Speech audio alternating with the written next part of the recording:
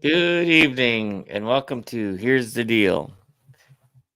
I'm your host, Shilo, and of course, I got my trusty co host with me, Mr. Marvin. How are you? I'm good. You're good? I am good. It's been an entertaining week. Yeah. Yeah. Well, we haven't been on for almost a week, and so I do apologize for that. Most of that is because of my work schedule, and I ended up traveling on Tuesday. We meant to have a show on Tuesday, but um we didn't, of course. And so here we are anyway. So Right. yeah, what do we know tonight, Marv? Where do you want to start? um. Well, let's start with the easiest here. Give me a second. I am just shifting something. Yeah, I got a letter from Summit the other day. you got a letter? I got a letter. I got a 4-page letter from Summit Carbon Solutions. Oh, why would they want to send you a letter? I don't know. I'm not going to lie. I was expecting a cease and desist. So, Really? no, it was all about the witness testimony from landowners, concerned citizens during the Public Service Commission meeting, hearings across the footprint of the proposed Summit Carbon Solutions pipeline.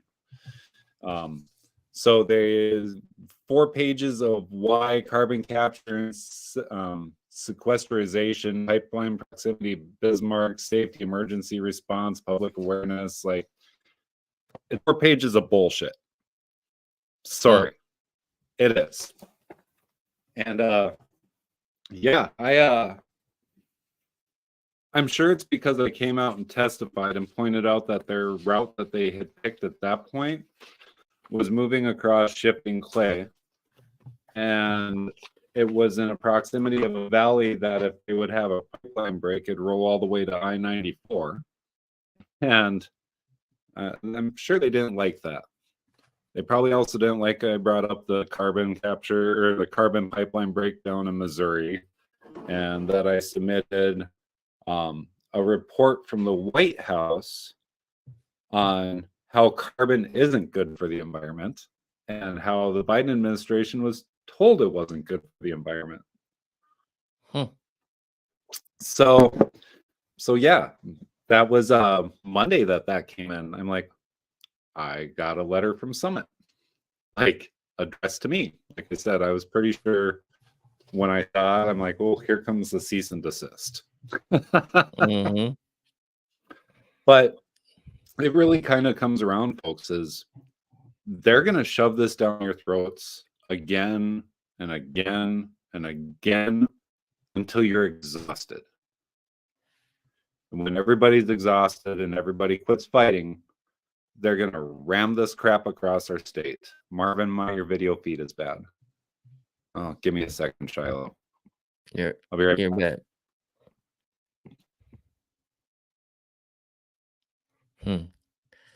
I guess he went to go and check back in again. So yeah, to lead off with what he was saying is they're going to cram this down our throats until everybody's tired of fighting. Is that better? Let's see. Yep. Any better? Okay, perfect. A little bit. Went on. So yeah, I mean, not only do we have that, again, they're talking about dumping nuclear waste in the Sawyer area because we want our granite deposit up there. Yeah. We have the hydrogen capture. What? I'm still freezing? They don't want me online tonight. They shut down the Secretary of State's office website every time you're on, and now they want I'm just funning you. No, you're not. They don't like me. Maybe not. So. Well, let's do this. I'm not sure why you're bad. Everywhere else looks good. Everything else looks good? It's just me. Just you. Yeah, your words are choppy. Yeah. Here, let me Okay, let's try that. Okay. We Yeah. still got an echo now. Echo gone. There we go. Better? Better. A lot better. Yeah, I'm not sure. Good. We'll just have to restart the computer later. Anyway, yeah, they're just going to keep ramming this crap down our throats and using eminent domain and using everything else they can because we're exhausted. So, with that said, how do we fix it? We keep showing up at the meetings. We keep coming to testify. The landowners that are involved in the lawsuits keep pursuing the lawsuits. And finally, we elect legislators that aren't afraid to say, no, we're not going to turn North Dakota into the nation's frickin' garbage dump. Dump ground, yep. So that's how you fix it. And that's some of the reason why we got these guys not showing up for their endorsement conventions is because in a few of these districts now we've got a few teams that are from the grassroots and that are looking to make a change, and so we need to get out and support those. Learn your candidates. This kind of goes back to learning your candidates and supporting the right ones. Yeah, absolutely. And that's the thing is like when you go out to these meet and greet folks, your candidate is your candidate. You shouldn't be afraid to go talk to them. You shouldn't be afraid to say hi to them. You shouldn't be afraid to ask them questions.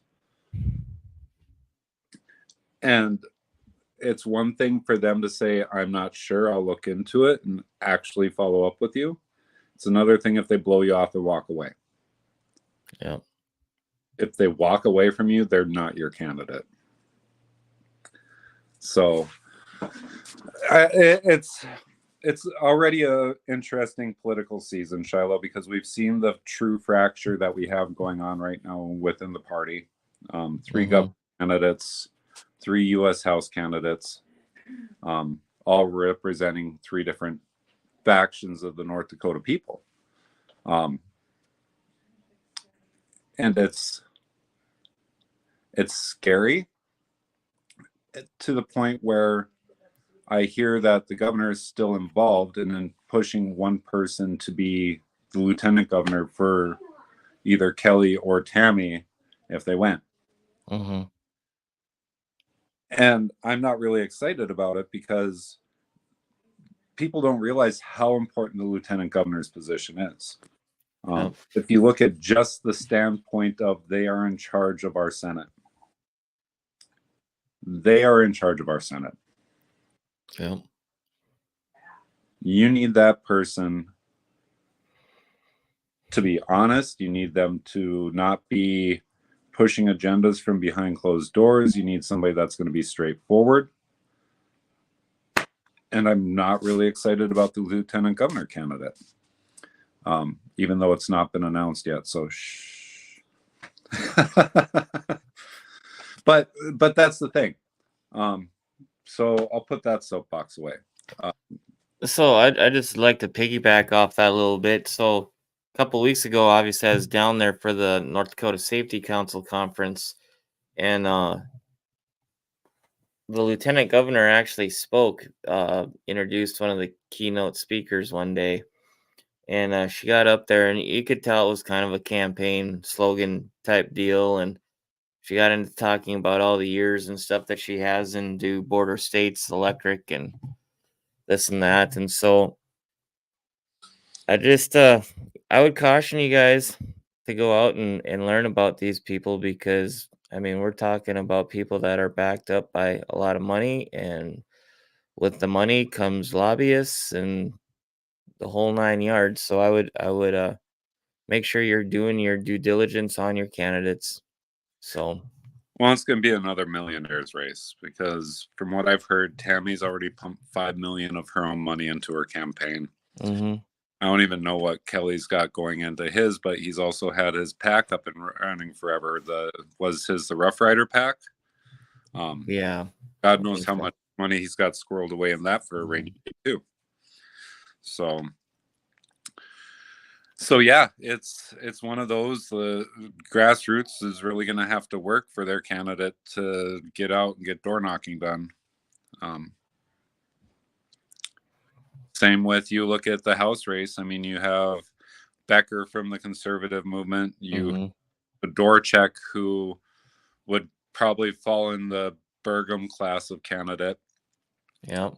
And then you have Tom Campbell representing classic establishment.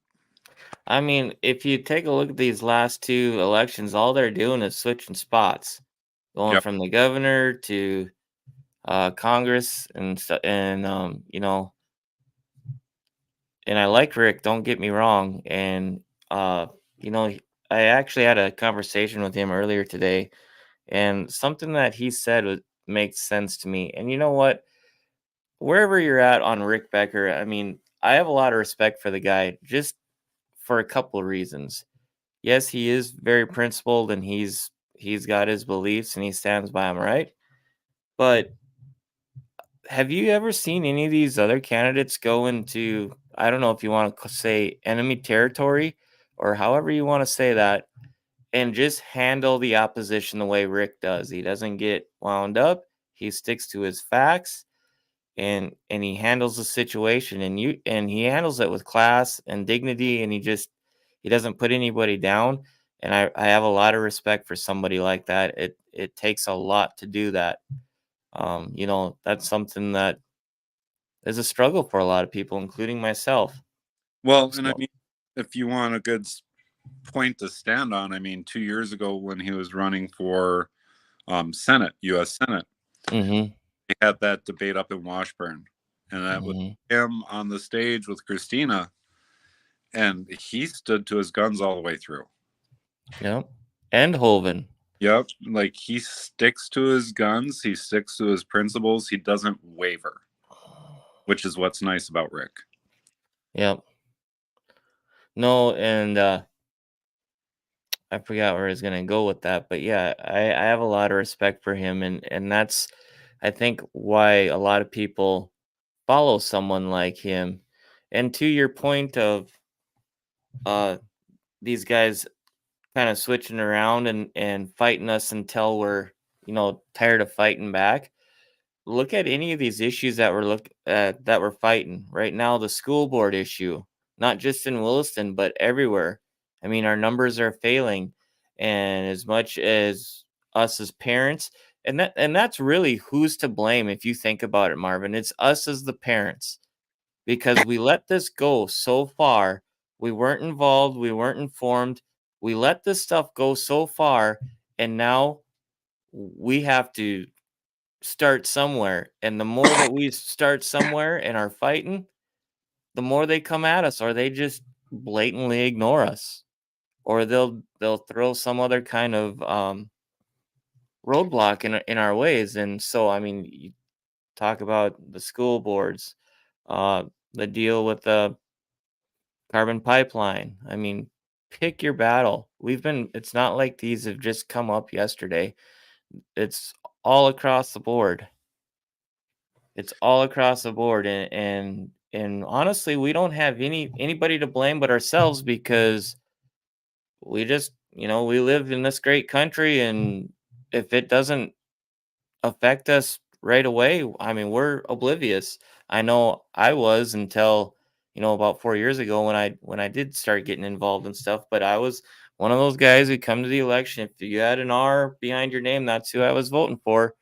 I did a little bit of reading on some of the measures in that, or I asked someone, but for the most part, I was an uninformed voter too. I had no idea.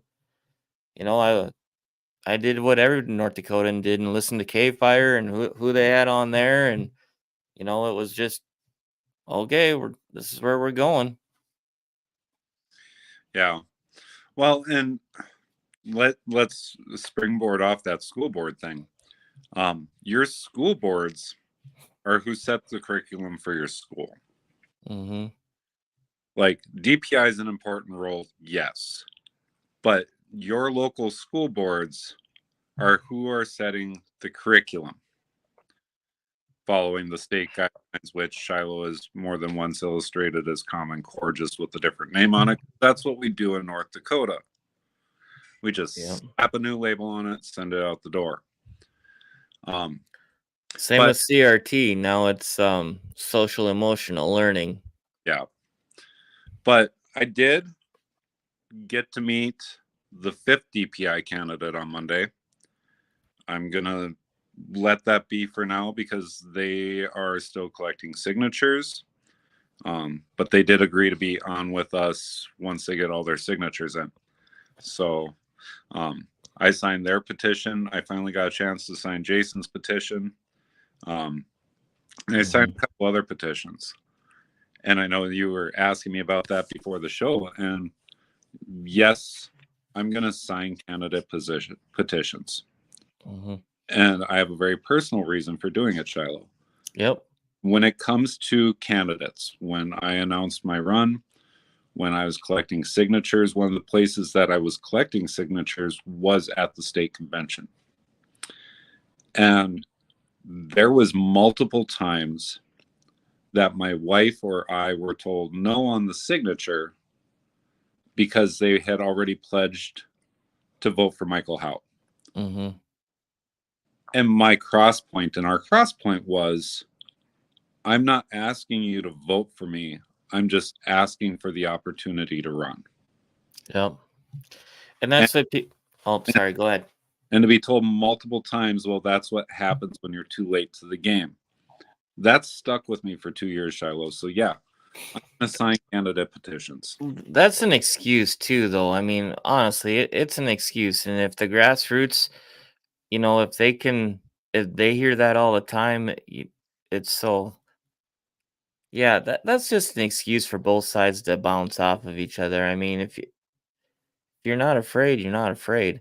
It's just like with these petitions, whether it be the Election Integrity Act or the property tax. Obviously, that's been a hot topic.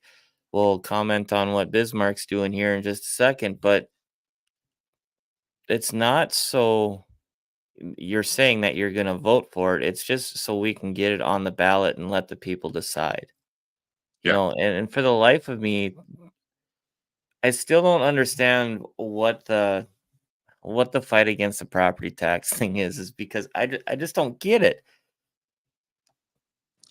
All you have to look at is the fact that they can take your house away from you if you don't pay it.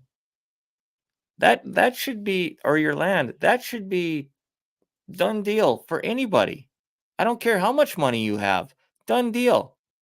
And this argument that you lose local control and we're not going to get our roads maintained and the schools aren't going to get their money. That's bull jive. They're not maintaining our damn roads now? No. And you don't have local control anyway. You want local control? Here's an idea. Start showing up to your meetings. Your city meetings, county meetings, township. You want local control? Start electing good people to those boards and start showing up for the meeting.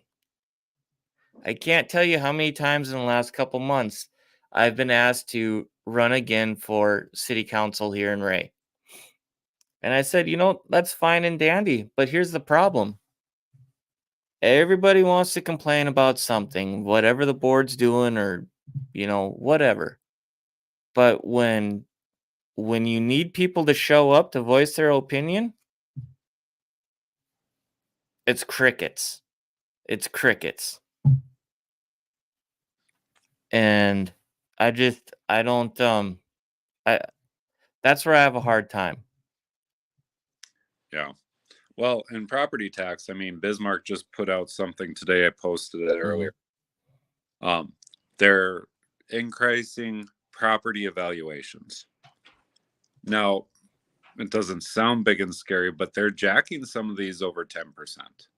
3 years that we've been in this house, every year, our property value has increased to the cap. And the funny thing is I don't ever see an assessor.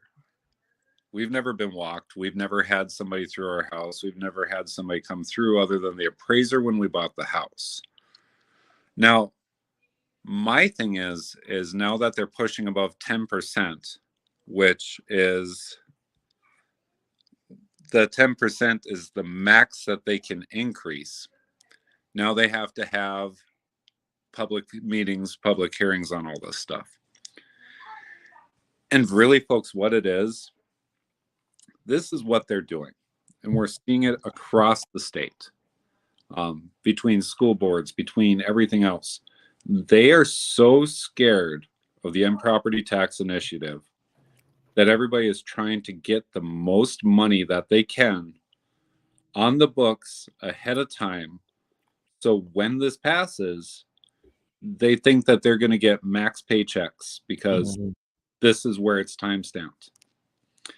Now, something that I've already been discussing with a couple legislators is we need a timestamp for the end of 2023. We need a timestamp for the end of 2024. So before you go on with that, just discuss what a timestamp is right quick for people who don't know. I want that timestamp. I want that capture of this is what Bismarck's budget was December 31st of 2023. What their tax evaluation was, what their mills were at, what all that stuff was at, what the school boards were at, what the county was at.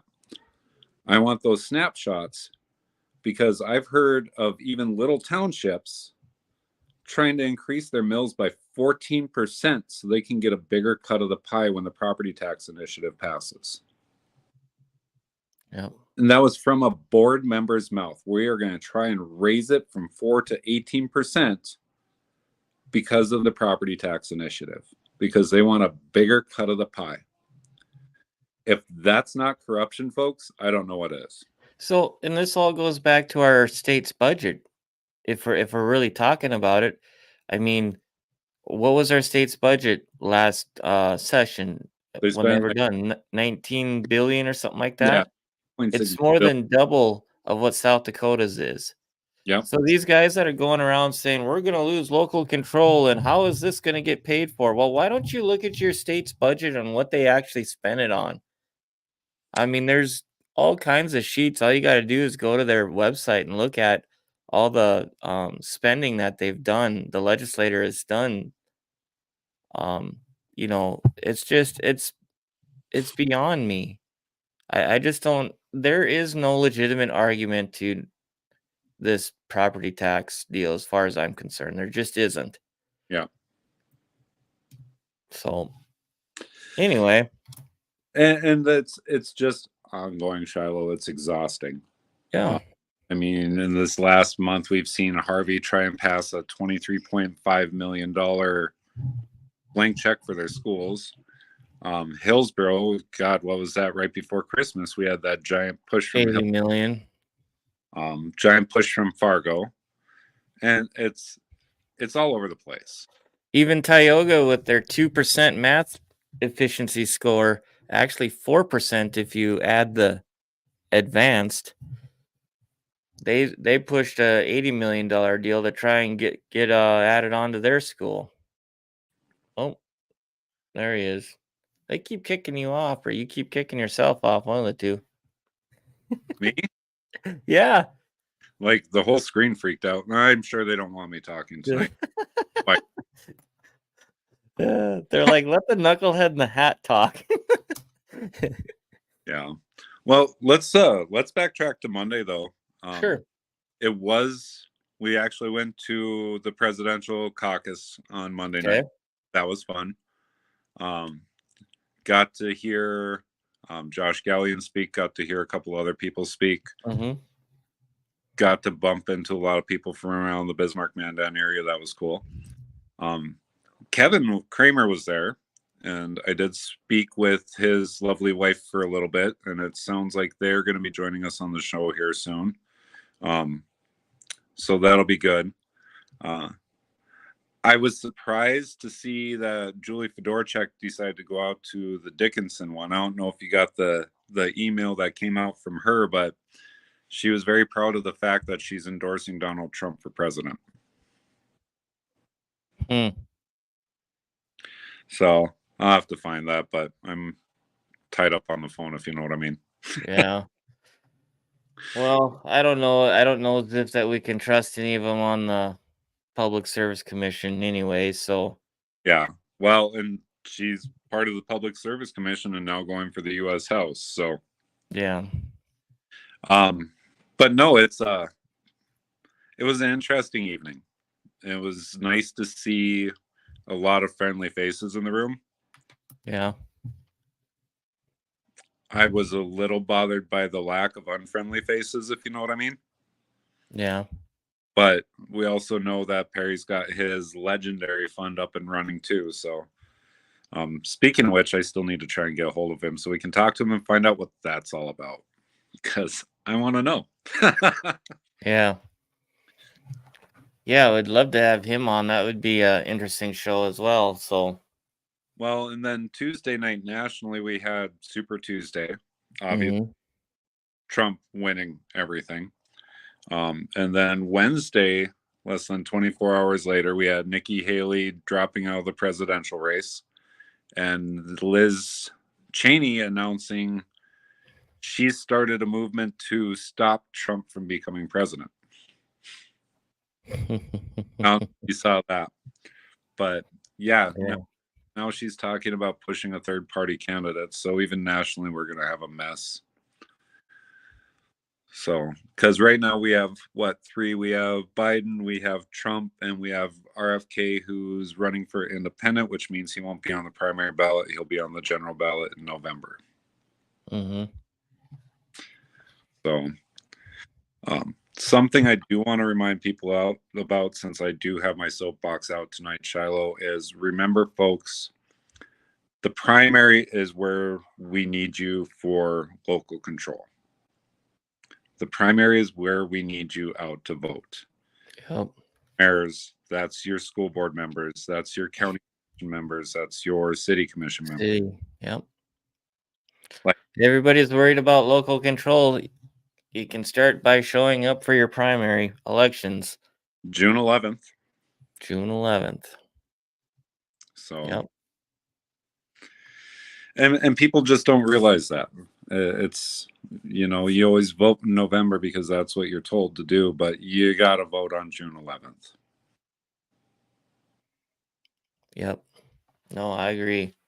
That's where, these people that say, well, we're going to lose local control. Well, here's a start at taking your local control back. And I probably sound like a broken record, but I don't know what to tell people besides show up. Yeah, you got to keep talking about it. Yep. So, I mean, it's beating a dead horse, yes, but I'm going to beat the horse until we see change. Yep. And if there's someone that you guys know that's a good candidate, encourage them. I got a call again from a friend a couple days ago, asking my advice on whether they should run or not for a specific seat. And, I told them, you know, that's going to be a decision that you have to make with your family and pray about it. And, well, let me know what you're going to do and I'll support you with what I can. So, yeah, we have to encourage those people that will actually step out and do it because Lord knows we need some good candidates. Yeah. Well, what other excitement do we have? Wayne's emails suddenly recovered. Mm-hmm. 2,000 plus emails. So here's the funny thing about that. I want to say it's last June on Telegram. For those that use Telegram, truly the time to show up is at the district level. June is important too, but they missed the first step and the most important step. Yes, Fair enough. that is fair enough. June of last year, I had a number of people contact me, and they said Wayne's name had popped up on Telegram. Mm-hmm. Which means somebody turned on the phone, somebody logged into this mysterious phone that we just found out about.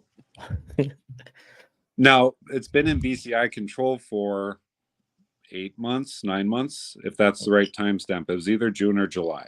Yeah. And Then it popped up again just recently that he had joined Telegram, which meant that phone was back on again. Mm-hmm. My question is, if BCI had this phone, they were turning it on, were they looking at his Telegram? Were they keeping track of who was messaging him when they saw that he was back online? Yeah. So not only do you have the backup from that, if they logged into the phone and that Telegram was live, what was in there? So I'm interested, but that's the skeptic in me. It was interesting that they said that all of the emails are open request available. So that should be interesting. But one thing I will tell people, if you're going to do open records requests on those emails, be specific. You don't want to go, I just want all of them, because you're going to spend 5 to 10 grand to get 2,000 pages of, or 2,000 different emails, and probably get a bunch of duplicates. You're going to want to know Wayne's contact with your senator. You're going to want to give time frames. You're going to want to give stamps, because if you go vague, you're going to get charged a ton. Remember, the first hour is free. The first hour is free. And after that, they'll apply a reasonable rate to your open records request. But I'm fully expecting to see those start popping up in news articles in the next couple weeks, because you can't tell me somebody hasn't been a busy little boy and requesting everything he could get his hands on. Yeah. Aren't you surprised though that these emails were erased, but nobody thought to do it on his phone? They weren't. They were erased off one computer. So you talk to any actual IT guy, yeah, they will tell you it could have been recovered. Hell, you talk to the right IT guy up at the Capitol, I bet you he would tell you they could be recovered. So that just, yeah. Okay, well. So we'll put the tinfoil hat away on that, but they've had them for 8 months.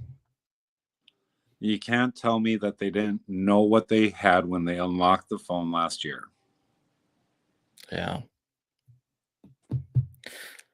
So that just brings up the next question. Well, if it was only deleted off of one computer and it works like that, they didn't think that there was another computer?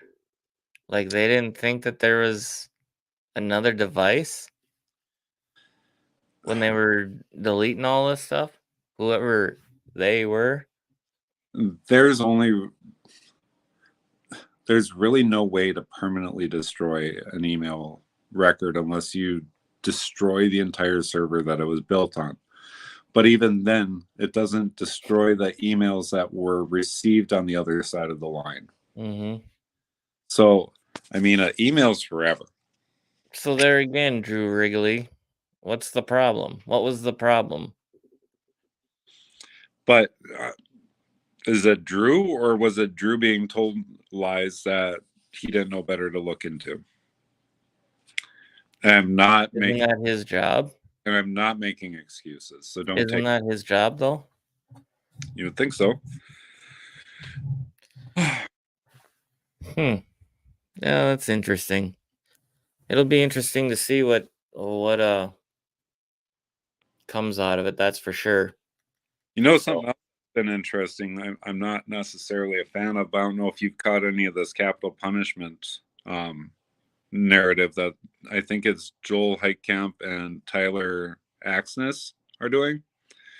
That's worth giving a listen to, because they're giving breakdowns on timelines on the emails and a bunch of other stuff. It should be interesting to see what they're building into.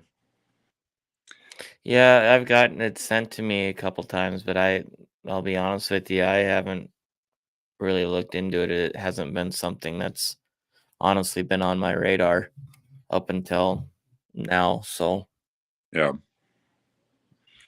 But there again, just go ahead and pick your battle, what you want to what you want to fight. Sometimes it gets overwhelming once you get into one or two of them, and you're going, "Oh my goodness, which way are we gonna go here?" Well, and I mean, it's there. Yeah. We knew there were issues. We knew this stuff was going to happen. We knew eventually somebody would talk. Mm-hmm. But if you talk about it before that, you're just crazy or you're spreading conspiracy. Well, folks, Monday confirmed it wasn't conspiracy, that Wayne's emails do actually exist. Yeah. So,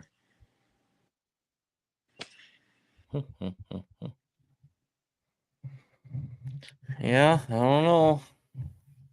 It'll be interesting to see what happens, I guess. So, yeah. Well, who else do you want to yell at tonight, Shiloh? I try not to yell. I try not to yell. No, I think we covered it all. I don't know. I didn't watch the State of the Union. I didn't waste my time doing that. I was half tempted to sit and watch the Trump Yeah. play-by-play on Truth Social. I was, because it would have been funny. But at the same point, I had some stuff I needed to do with little girl last night. National Committee man. What are you talking about, Carrie? Oh, is that Steve Nagel? I think that's what she's talking about. Did he announce today? Did he? Dr. Steve Nagel for National There Committee Man. have Yeah, Steve. no, that would be great. Because then we could have Steve on, reach out to Shane, see if he wants to join the show. Yeah. Sure did good for him. I'm gonna have to give him grief about it. Yeah, that's awesome. I seen your post earlier, Carrie, but unfortunately I wasn't able to listen to the show today, so I'm glad that somebody else is throwing their name into that hat as well. That'll be an interesting race. Now that right there, That's a firefight. yeah, that right there will be interesting. I know Dr. Steve um have a lot of the same beliefs, so I think that would be a great choice. So good for him. I'm glad to see that. That's awesome. Yeah, we'll have to reach out to him and see if he'll come on and we'll talk about that. So, Well, let's see if we can get him on next Friday. We'll do okay. Tuesday. I'll text Steve when we get done tonight and see if he wants to join us Friday evening. Okay, sounds good. And this coming Tuesday, we'll have Rick Becker on. We'll be discussing his campaign and property tax initiative, I'm sure. And I I want, see that he was in DC not too long ago, so we'll have to discuss with him what he was doing out there and go from there and see what he's doing. I want to talk a little bit more about what he wants to do in Washington. I mean, we've been talking the property tax initiative. Yep. Like, just want a quick update on how it's going, but after that, like, I want to hear what he plans to do when he gets to DC. Yeah. Because yeah, so we still haven't heard back from Baszler. We still haven't heard back from Darko on the DPI candidates, which is unfortunate. We'll push that back through again, but we've interviewed 2 of the 4 confirmed. And Mm-hmm. sounds like we'll be getting the 5th one on as soon as they're done collecting signatures. We haven't heard back from Campbell either, have we? Nope. And I think he canceled on Kit on Monday. Hmm. So, but yeah, I'd love to have Tom on. I'd love to have Julie on. So we're gonna have to reach out to them because I have questions. I'm sure you folks do too. Mm-hmm. You bet.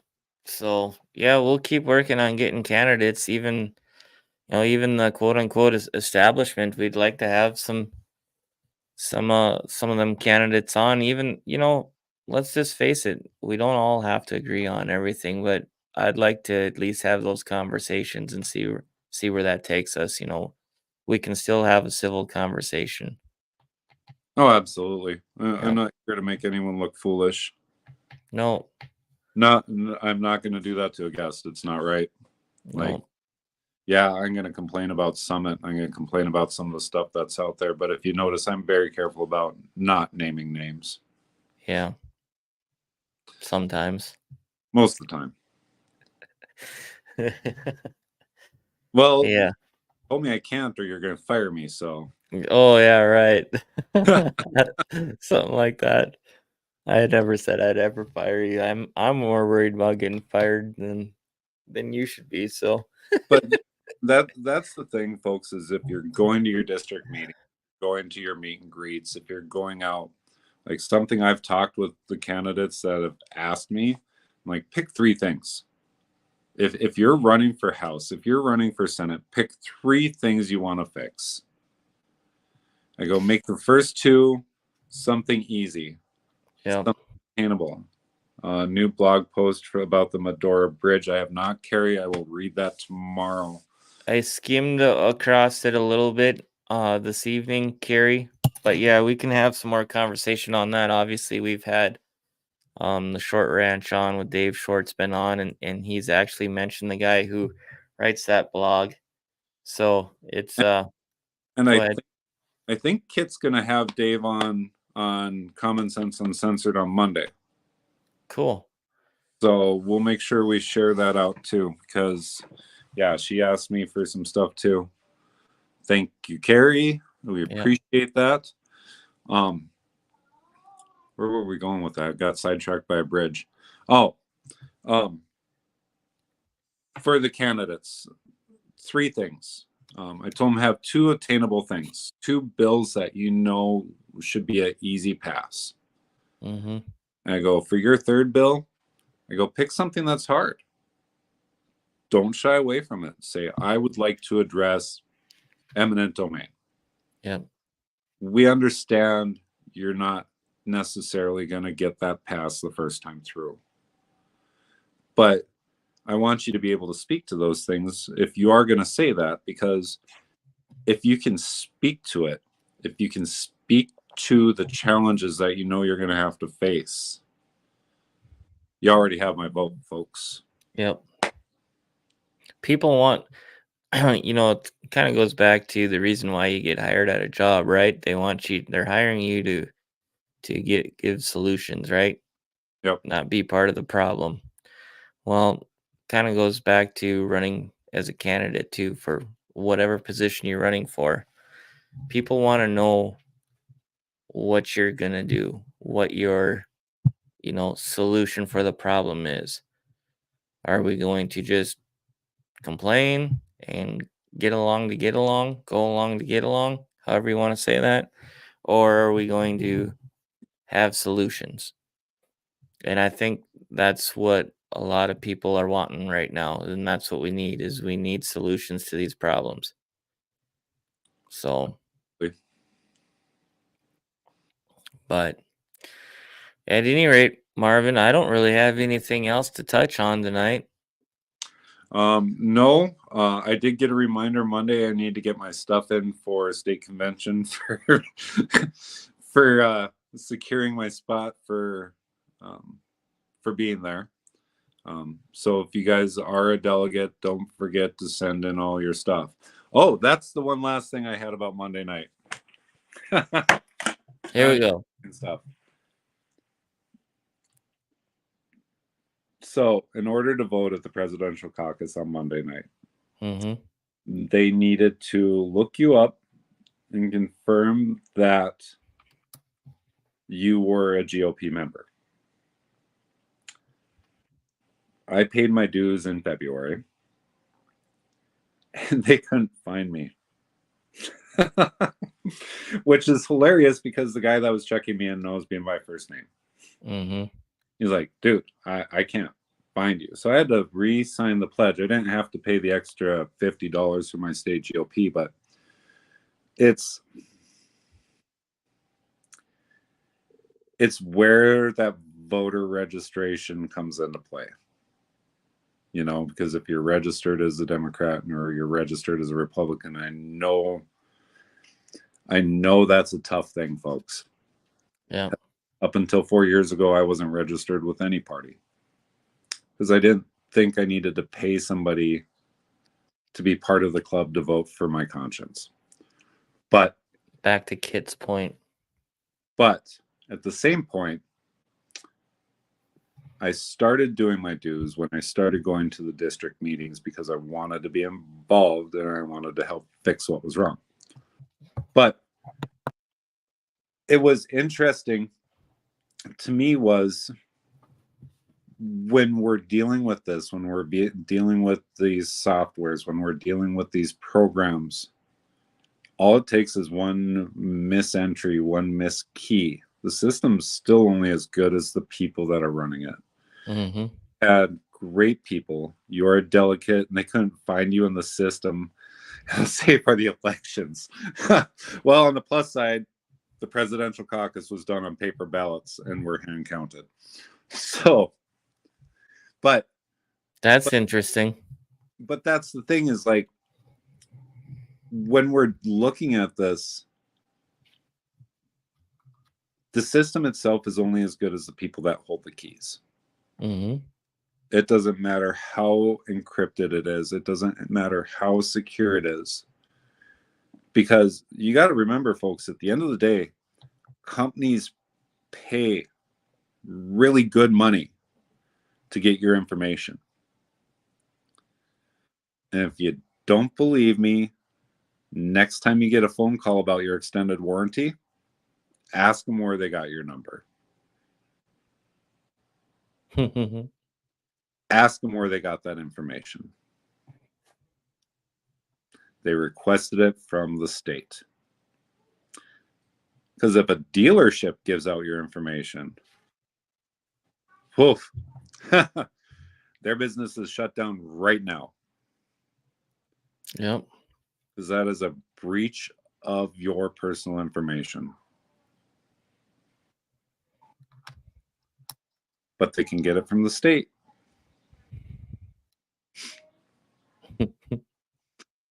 just we'll leave people to ruminate on that one for the evening, Shilo, I think. Unless you bet. Stay here. No. So. All right, so we'll look into reaching out to Dr. Steve Nagel to visit with him about his run for national committee man, and on Tuesday we'll have Dr. Rick Becker, candidate for U.S. Congress here in North Dakota. We'll have him on, and we'll just go from there. So I guess the weekend's supposed to be pretty nice. Why don't you guys get out and enjoy the hot weather? It's gonna seem like it's hot anyway. I think it's supposed to be like 50 degrees up here on Sunday. Sarah's watching. She's going to come up with a list of outdoor stuff for me to do. You're gonna be planting pots. I seen she's getting ready for her garden already, huh? Yeah. How many plants you got going already? You really want to know? I think I already have a feeling. Yeah. Oh goodness.